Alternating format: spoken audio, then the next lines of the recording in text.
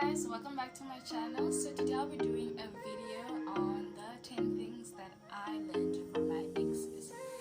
As you guys can probably tell from the title of this video. But before we get into this, please give this video a thumbs up, subscribe to the channel if you're new, and turn on your post notifications so you get notified each time I post a new video. Without further ado, let's get into it.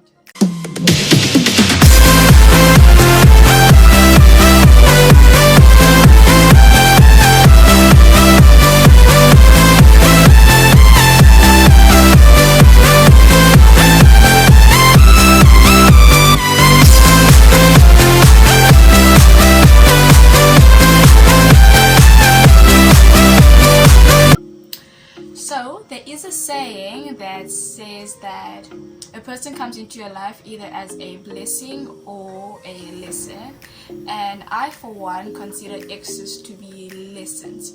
They can be blessings though, because some of these lessons turn out to be blessings. But yeah, also this video was inspired by one of my favorite YouTubers. It's African Beauty. I'm gonna put her channel somewhere down and in the description below. Subscribe to her as well, she is wonderful. Without that, let's get into these questions. So number one, all relationships are a two-way street. What do I mean by that?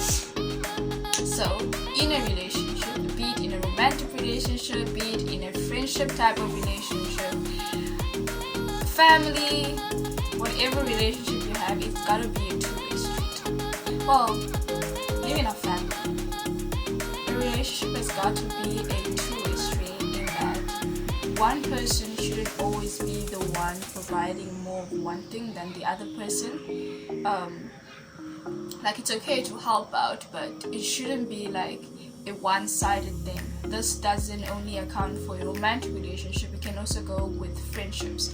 Friendship should also be mutual, whereby everyone contributes more or less an equal amount. You're supposed to help your friends when they're down, and they are meant to also help you when you're down. Not like, for example, you help them when they're down, and when you're down, there's no one inside. Number two, our instincts, we gotta trust them. I don't know about the male species, but when it comes to female species, it is said that 9 out of 10 times our gut instinct is correct. Most of the time you think someone is doing you wrong, 9 out of 10 times, it's like there's only a 10% chance that they're probably not doing that. So try and trust your instinct. Don't wait for evidence. Sometimes like all evidence may be pointing to them, but you don't have like concrete evidence. Trust your gut. Don't let it go on for too long. We need to quit training boys to be better men. Yeah. What do I mean by that?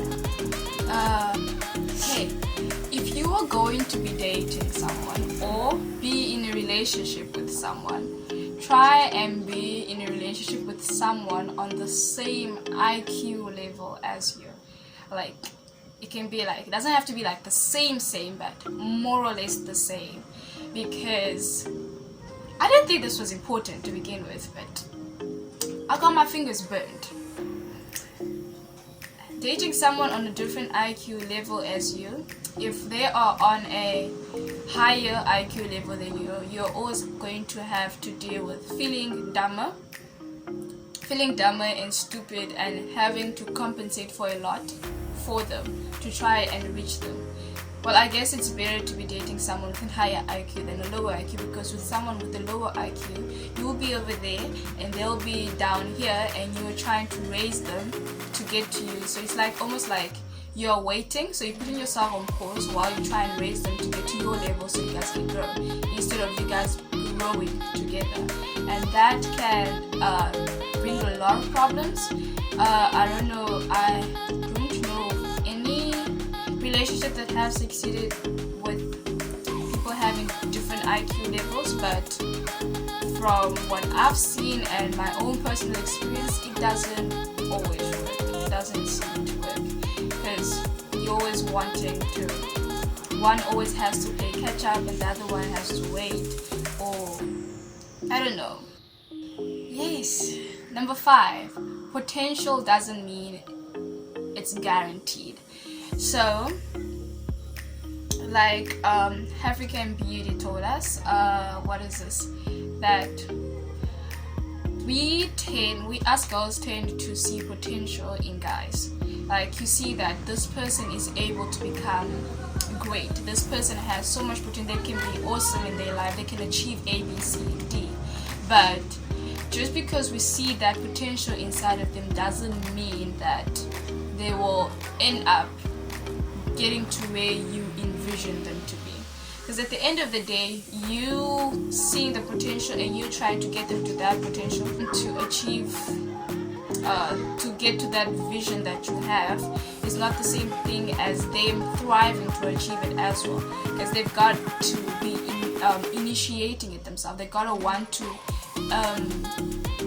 turn their potential into actuality. I don't know if I'm putting that right. Like, turn their potential energy into kinetic energy, as in make it work for them. You can't be from your side trying to get them to get to where they need to be. It should be either you motivating them to get there, or them getting there on their own. 6, manipulation. So guys are masters of this. They can manipulate you. They have this skill. I don't know whether it's learned or whether it's inherent, but all men seem to have the skill. Even from those that I observe, from friends, my own relationships, my friends' relationships as well.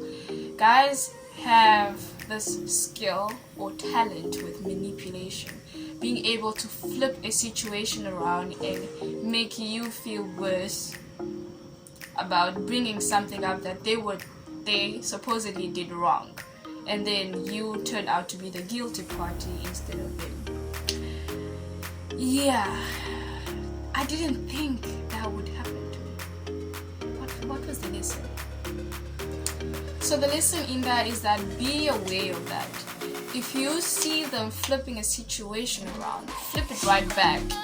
Don't let them play on your emotion, even though we as females are very emotional orientated. We are emotional beings. Yes. We are emotional beings. We are more emotional than guys. So they are able to flip a situation around, play on our emotion, say something, play on our emotion, and then we end up feeling guilty. Whereas with them, it is easy not to take things too hard. So try, and if they try and flip a situation around, flip it right back. Another thing I learned from my exes was what love ain't. Yeah. So us not being together is a result of what love ain't. So they told me what love isn't. I know what infatuation is, I know what lust is, and I definitely know what love is or not. I'm not concrete on what love is, but I've got the basic idea of it, but I know exactly what love is or not. So that is a positive instead of a negative, because now I know when I'm playing with fire. Another lesson that I was taught was that one should seek contentment with themselves before getting into a relationship. This, I felt like it was a very important thing to learn. Like, because, okay, I did think it was something that one would learn eventually, but I feel like it's important. What they told me was that it's important to learn prior to being in a relationship, because if you are content with whom you are content with what you like your flaws, or you're good or you're bad. If you are happy and you're satisfied, you've made peace with who you are, then you won't need to seek validation from other people, like your your friends or your significant other. And this is important because this way they don't have the power to break you down when they feel like it, because you know whom you are and they can't use that against you. By having contentment with yourself, you're less insecure, I feel. And even if you are insecure, your insecurities are almost like controlled, so they won't, so nobody can use your insecurities to hurt you or to guilt trip you or manipulate you, so to say.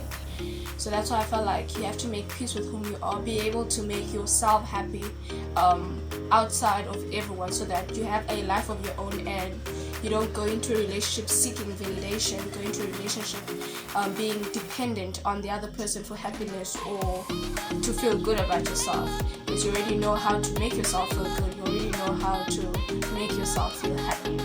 The on and off game is a no-go. With regards to that, what do I mean by that? The thing whereby you're in a relationship and you guys decide to take a break, then you come back together, or you guys break up and then you get back together, on and off, on and off. That's a no-go. Well, I already felt this way about it from the beginning, but I thought that it can work if you guys decide to take a break, to try and fix things separately and then come back together after the problems were addressed, but not for like you guys took a break but nothing was addressed, didn't look at your problems, nothing was solved, and then next thing, because you missed each other, you guys decided to come back together. I think taking one break is okay, but the moment there's like multiple breaks, no, it's not gonna work, because it becomes like a habit, and they feel like you feel like each time something goes wrong, you guys are gonna take a break from each other and then come back together, and it's kind of unhealthy, because it also plays on trust, because you never know whether the person is there to stay, or whether they're coming back and they're going to stay for good this time, or they're just here for a certain period of time before they leave again. So that's why I feel like it's a no-go. If you are going to allow it only once. But as for me, breaks are no-nos. Try that once and not doing that again. And 10, last but definitely not least, in fact I think it's the most important, never compromise on what you want. If you go into a relationship, know exactly what you're looking for in that relationship and don't try and compromise that, because as girls tend to be like, relationship is all about compromises, I understand that, but there's certain things that should not be compromised on, like things like the things you stand by, the things that define you as an individual altogether. Do not try and compromise with those things. So before you even go, which ties back to my last point about being not seeking validation, so being content with whom you are. You need to know what you're looking for before you can get into a relationship. So if you know what you're looking for, then you wouldn't compromise. And also I think that the guy would also be able to respect you more if you are able to stand your ground in what you believe in. And if from the get-go, if you already see that this is something you don't want to compromise on and he's not willing to accept it, then maybe the relationship is not for you, or it might not work out depending on what. That's why I try and emphasize on the fact that it's gotta be important that you know exactly what you cannot compromise on, that things that you do know, because once you're in a relationship, as females, as emotional beings, it's easy for us to feel like, okay, I can let go of that for the sake of the long term, because we don't our judgment is clouded once you're in that relationship, because now you've got emotions clouding that. Therefore I feel it's important to know what you want prior to getting in there, because then you're using your mindset, you're using logic instead of emotion to decide on what you want. And once you're in the relationship, by sticking to what you've already decided, you can't easily be swayed, because no emotions are clouding you, no emotions are motivating you.